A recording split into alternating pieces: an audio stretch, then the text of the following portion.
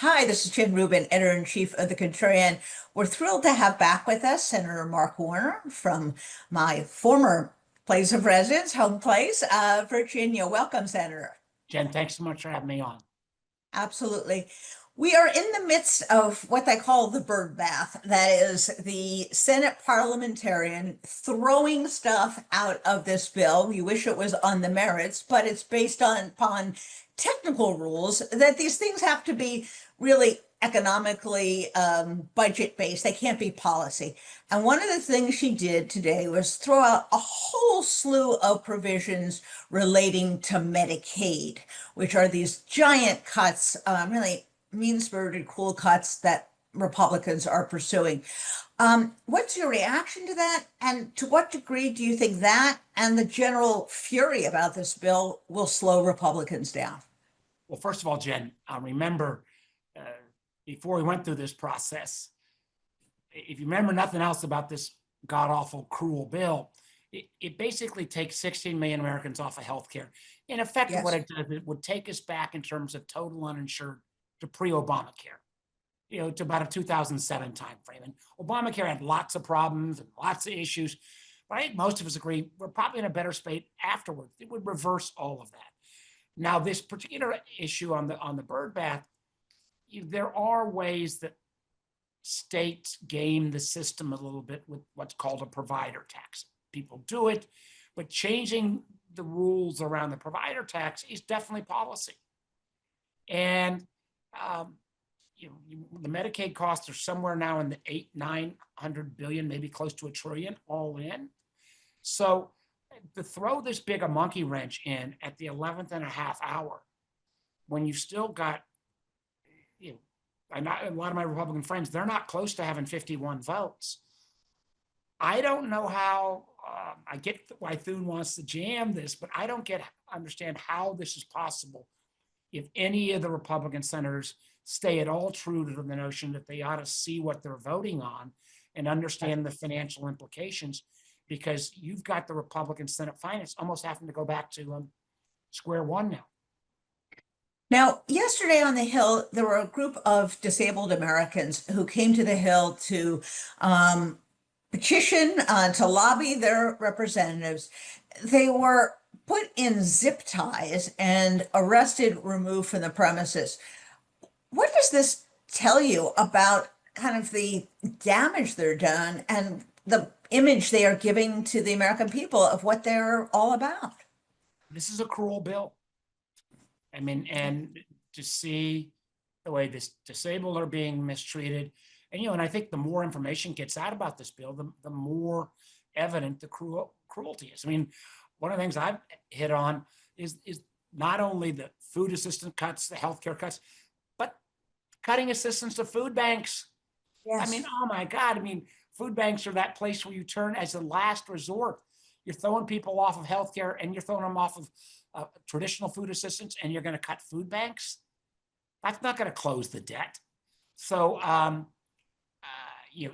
think the image, no matter how much they try to put a lipstick on this pig, it's still a god-awful piece of legislation. We ought to kill it. We ought to do everything we can to kill it.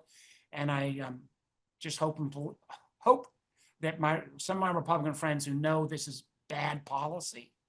Absolutely. And it's bad politics too. It's grossly unpopular. Let me switch gears a little bit to Iran. I don't remember in my lifetime a president ignoring the first branch of government, which has the constitutional authority to make a declaration of war, to the extent that this president has. What is kind of out of the ordinary, what is bizarre about this is that he is kind of creating his own narrative and operating in a vacuum without any congressional oversight at this point.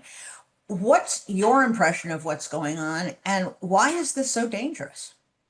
Well, it's dangerous when, particularly what's called the Gang of Eight, that's the speaker, the majority leader, the minority leaders, and the 4 top folks from the House and Senate Intelligence Committees. They've never been excluded in all of my time from notifications. When a president takes action, we're always notified. Matter of fact, when Trump thought about bombing Iran in his first term, he brought us all into the White House and actually had a thorough discussion, heard from everybody. This time, I didn't even get the courtesy of a call, let alone any kind of brief. And I commend what our pilots did. I'm not, the military, I think, carried out a remarkably successful attack. But the idea that the president chose that night to choose the word obliterated in terms of Iran's nuclear capabilities before we had any evidence, and now seems stuck on that almost regardless of what the evidence may show. And I'm reserving judgment to see the evidence. So we're going to get a brief later today, but if they try to, dodge and weave, this puts us again in uncharted ground. All we got to remind Americans is cooking the books or ignoring intelligence or is how we got into the Iraq War.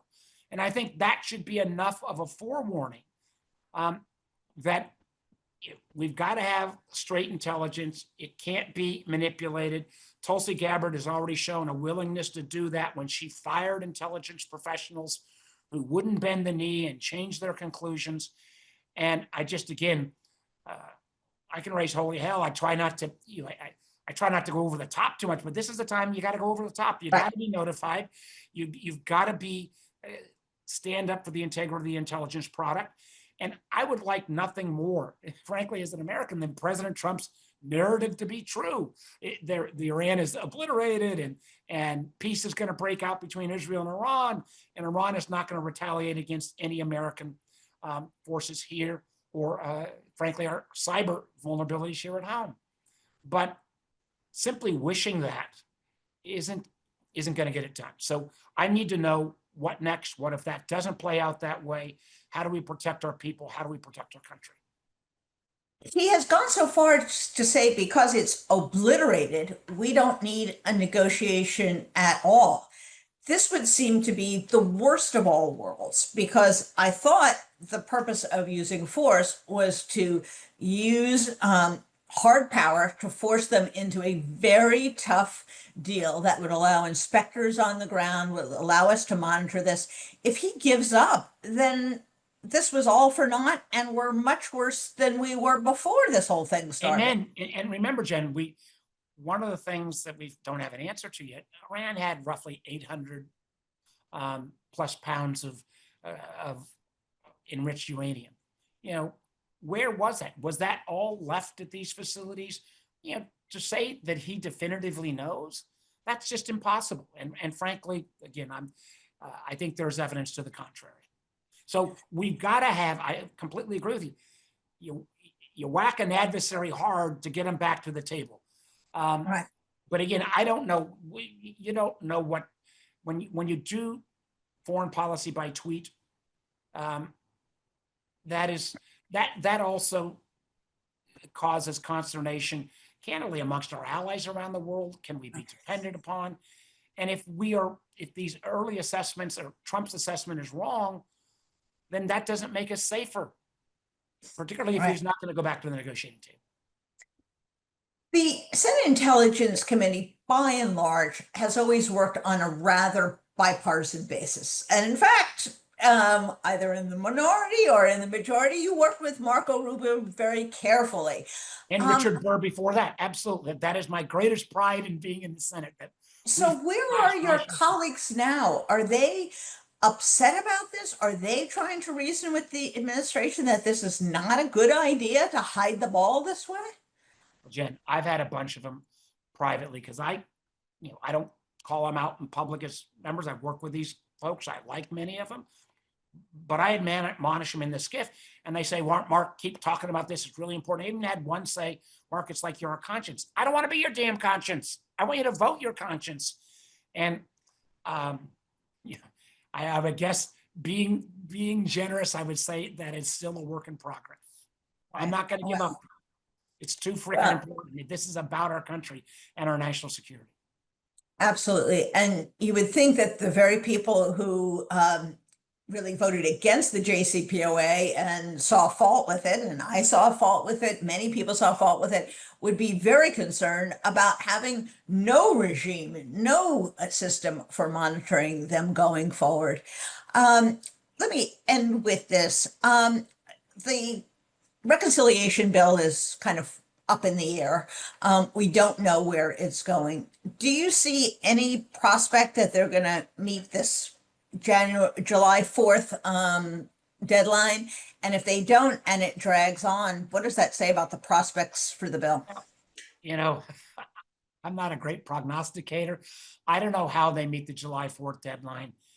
If any of us are going to be voting on something that has been scored by the CBO, that we know how much it costs, I just don't know how physically you get it done. Listen, I like John Thune on a personal basis, and I understand his strategy, but a bill this momentous that will affect everyone's lives. I just got called from the Virginia Local Association of Counties. They're suddenly recognizing that a lot of the local governments are going to get stuck with the administrative costs, for example, now on the food programs. It would be irresponsible to rush this if we don't have the facts in front of us. And again, that will be left up to, I'm going to vote against this bill, fight against it in every way, but will our Republican friends have the courage to stand by their convictions? I hope they do. Well, it sounds like there's still a role for the public to play in calling their representatives, petitioning their representatives, making their voices heard. I can't think of a worse bill in my lifetime, and I've really kind of seen some doozies. I'm sure you who have had a broader scope of vision This must feel. is pretty awful. This is pretty awful. This is right up there with the worst I've seen. I think you have good company in that conclusion. Thank you, Senator Warner. Thank you for all you do, and thank you for joining us. It means a lot to our viewers, our readers, our listeners, so that they really kind of get the inside story. So we do appreciate it. We look forward to having you back. We need independent voices like yours in journalism now more than ever. So we all got to stick to our respective fights. But thank you for having me on. Absolutely. Thanks so much, Senator. Bye-bye.